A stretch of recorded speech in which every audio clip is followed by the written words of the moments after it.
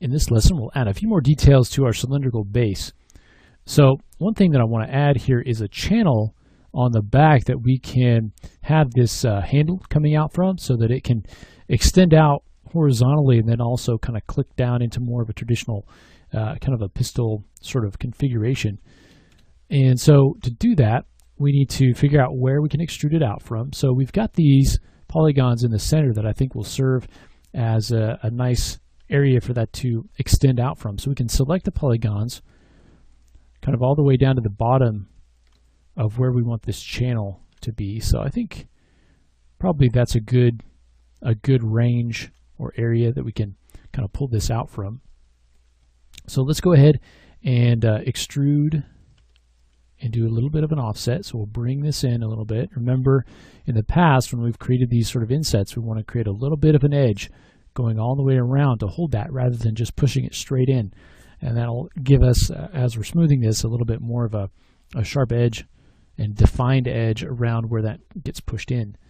And so let's go ahead now and repeat that extrude. We'll kind of push this in. And I want to have kind of a two-level channel for the handle. So there'll be a kind of a larger channel here and then kind of a deeper channel where it actually connects into the inside of this piece. And that can be done either through extruding that in again, or through adding edge loops. So you can figure, or you can kind of decide whether, you know, which way you want to go, because if you add edge loops, that's going to sharpen up this piece.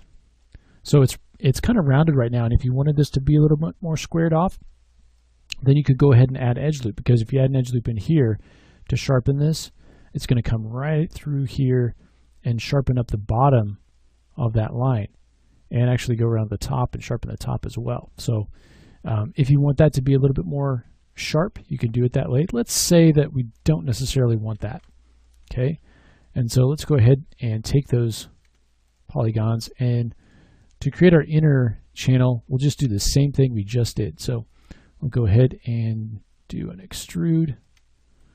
We'll offset this a little bit, so something more like that. If we want to scale it a little bit in the Y to kind of extend that up, we can. Or another thing that we can do would be to take these points. If we wanted to kind of bring it up a little bit closer to here, we can start to move them along their normal, and that'll kind of move them along the surface. And we can do the same thing down here. Kind of move them back along there. So that's the outer border of it. I'll select those polygons again. And now, remember, we need to create this kind of holding edge. So we'll do another extrude with a little bit of an offset. Repeat that with the G key.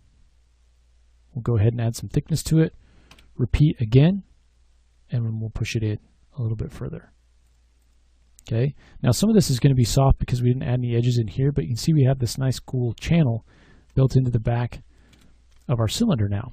If you want to kind of tighten up an area, I actually don't know that I want to. I kind of like the way that it looks, but if you wanted to tighten it up, you could add edge loops along these corners to kind of tighten those areas up. But I actually like it the way that it is. All right, I want to add a little piece kind of coming off the top here as well. Okay, to kind of connect up this wire kind of area. So let's take these polygons, kind of extending up to the back, right here on the top. And I want it to be a little bit narrower. And so I could just take this and kind of scale it in a little bit, or I could extrude it, scale it in.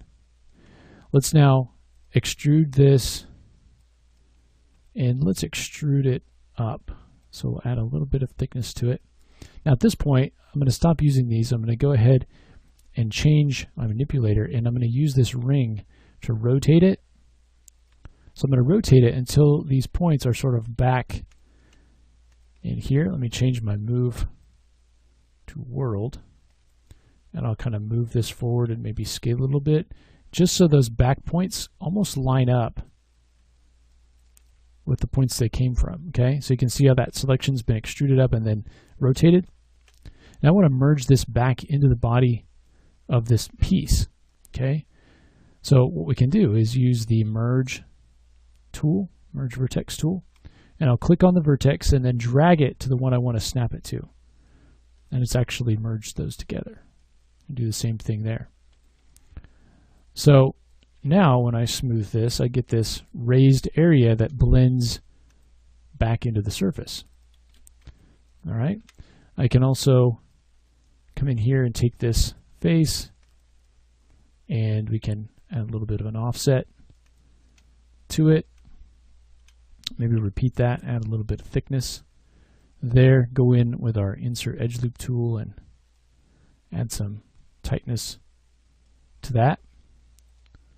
And then we can see what that looks like. And that gives us that sort of rounded opening that we're going to use to connect up this next piece. Okay. Now if you want to come in and if you want it, instead of kind of angling down, you want it to be a little bit more straightforward, we can kind of pull this back and up. So now that opening kind of faces forward a little bit more. And it blends seamlessly back into the cylindrical piece, and then we've also got our channel built there. All right, so it's all about just breaking things down and thinking about how things are built, and using the edges, the position of the edges to your advantage as far as, thinking about what detail that you need to create, and also thinking about, if you add an edge in one spot, what's that going to do to the rest of the model? In some cases, it may be fine. You may be able to reuse that. That's perfect. If you can use an edge loop to define the shape over here and use the same edge loop to define a different shape over here, that's great. That's a lot better than trying to use all these different edge loops to define different things and then trying to get them to work together when they don't, or they don't want to. All right, and so let's go ahead next and let's add this little kind of a wire piece coming out here to kind of something a little bit of smaller scale detail to kind of finish out the top part of this stun gun, and then we'll start to get into things like cables and some fun stuff like that. So we'll go ahead in the next lesson and work on this little wire up at the top.